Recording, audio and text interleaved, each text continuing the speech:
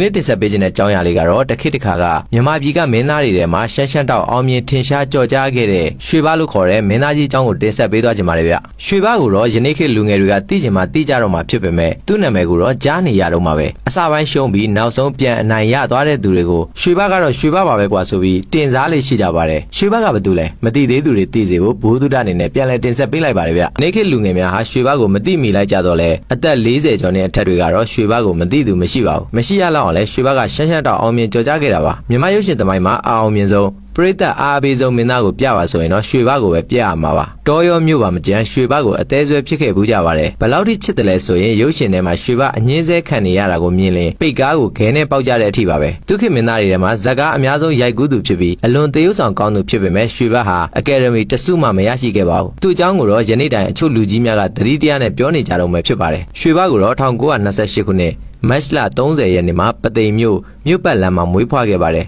်အမည်ရင်းကတော့အေးကြီးဖြစ်ပြီးအလေတန်းထိတာပညာသင်ကြားဖို့ခဲ့ပါတယ်ရေကူးလက်ဝဲမြင်စီစတဲ့အကျန်းအရန်ကစားနည်းတွေကိုနှစ်သက်ပြီးစိတ်ဝင်စားနဲ့လိုက်စားလေးရှိပါတယ်အသက်18နှစ်မှာရန်ကုန်ကိုရောက်လာခဲ့ပြီးတန်ဖြူဆရာဖြစ်လုပ်ပါတယ်တစ်ဖက်ကလည်းကြားပငိန်စီမှာလက်ဝဲတင်ပါတယ်မင်းသားဖြစ်ခြင်းပေမဲ့အခွင့်အရေးကတော့ရှိမနေခဲ့ပါဘူးတစ်ခါမှာတော့ဒါရိုက်တာဆရာခန့်ရိုက်တဲ့လက်နက်ပုံအတန်တိတ်ဇက်ကာမှာတန်မှန်ဇက်ရံတူဖြစ်ပါဝင်ခဲ့ရပါတယ်အခွင့်အရေးကိုစောင့်နေတဲ့ရွှေဘစီကိုကံကောင်းမှုတွေကရောက်လာခဲ့ပါတယ်ဖြစ်ပုံကတော့တက်တိဗျက်တိဆိုတဲ့ဇက်ကာမှာဒါရိုက်တာဖေးချိုင်ကမင်းသားဖြစ်တဲ့ကျော်ရွှေကိုဇလန်းရဆိုင်ငယ်စီးကစော်ဘွားကြီးကုန်းတောင်ကုန်းပေါ်ကနေခုံချတဲ့အခန်းကိုလူစားမထိုးပဲတေးဥဆောင်ခိုင်းပါတယ်ကျော်ရွှေကမလုံနိုင်လူစားထိုးပေးရန်ဆိုပါတယ်ဒါရိုက်တာနဲ့မင်းသားအငင်းခုန်ပြရကနေကားရိုက်ပါပြတ်သွားခဲ့ပါတယ်ဒါရိုက်တာဖေးချိုင်ကကျော်ရွှေကိုမင်းမလုံနိုင်ရင်မင်းဘလာလိမ့်မယ်လို့ရင်းရင်တီတီနဲ့ပြောဆိုနှင်လွတ်ခဲ့ပါတယ်အဲ့ဒီတုန်းကယနေ့ခေတ်လို့မဟုတ်ပဲဒါရိုက်တာကရိုက်ကွင်းရဲ့ဘရင်ပါပဲဒါနဲ့မင်းသားရှာပုံတော်ဖွင့်တော့တန်ပြူလုံနေတဲ့အေးကြီးကိုတွတ်တွေ့ပါတယ်ဇက်ရံဖြစ်လဲတေးဥဆောင်မှုတဲ့အကျန်းအရန်နေလဲတက်ပြီးသားဆိုတော့စမ်းသက်ကြည့်ပါတယ်ကြိုက်သွားတော့မင်းသားတင်ရိုက်တယ်အဲ့ဒီဇက်ကဟာဝဲဝဲကွယ်အောင်မြင်ပြီးရွှေဘကိုတနိုင်ငံလုံးသိသွားကြပါတယ်ဒါပေမဲ့တောင်ကုန်းပေါ်ကခုံချတဲ့အခန်းမှာလူစားမထိုးပဲခုံချတော့ခက်စစ်ရိုးကျိုးသွားခဲ့ပါတယ်ရုပ်ရှင်လုပ်ငန်းပိုင်ရှင်ပဲရော့ဦးစံနေရောတားဖြစ်သူဒါရိုက်တာဖေးချိုင်ရေ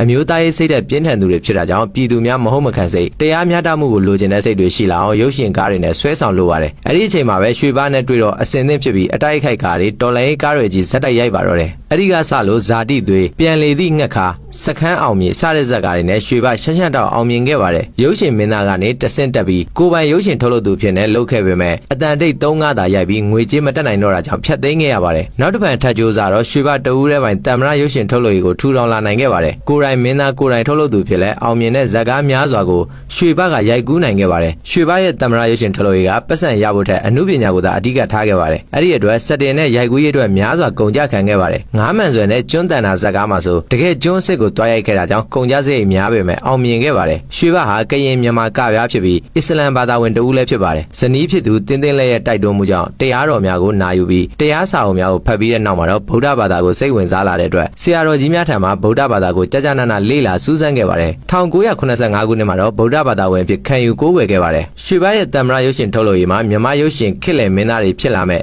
စိုးသူကျော်သူတို့ကိုလည်းစင်တင်ရိုက်ကူးပေးခဲ့ပါတယ်အဲ့ဒီနောက်မှာတော့ရွှေဘပြဇက်လောကဘက်ကိုပြောင်းခဲ့ပါတယ်ပြဇက်မှာလည်းအောင်မြင်ခဲ့တာပါပဲဒီလောက်ပရိသတ်ချစ်တဲ့မင်းသားတေးဥဆောင်တော်တဲ့မင်းသားဘာလို့အကယ်ဒမီမရခဲ့ရလဲဆိုတော့သူကိုယ်တိုင်ကလူတိုင်းကိုဘုံမွင်းရှင်းရှင်းဆက်ဆံလေးရှိပါတယ်အထက်ဖားရမယ့်ကိစ္စကိုယွံမုံပြီးယာဒူးယာကန်များအထူးသဖြင့်ရုပ်ရှင်အစည်းအရုံးလူကြီးများနဲ့လည်းပြေပြေလဲလဲမရှိတာကြောင့်ပြည်လုံးချစ်မင်းသားဖြစ်ပေမဲ့တခါမှရွှေဘအကယ်ဒမီမရခဲ့ပါဘူးရွှေဘကလည်းဒါကိုဂရုမစိုက်ခဲ့ပါဘူးတနိုင်ငံလုံးရဲ့မြစ်တာကိုရပြီးမှအယုတ်တရုတ်ဟာသူ့အတွက်ဘာမှမဟုတ်တော့ပါဘူးအသက်50အရွယ်မှာတော့ငယ်စဉ်ကပြင်းပြင်းထန်ထန်တိုက်ခိုက်ခဲ့တဲ့တန်တွေကိုရွှေဘခံခဲ့ရပါတယ်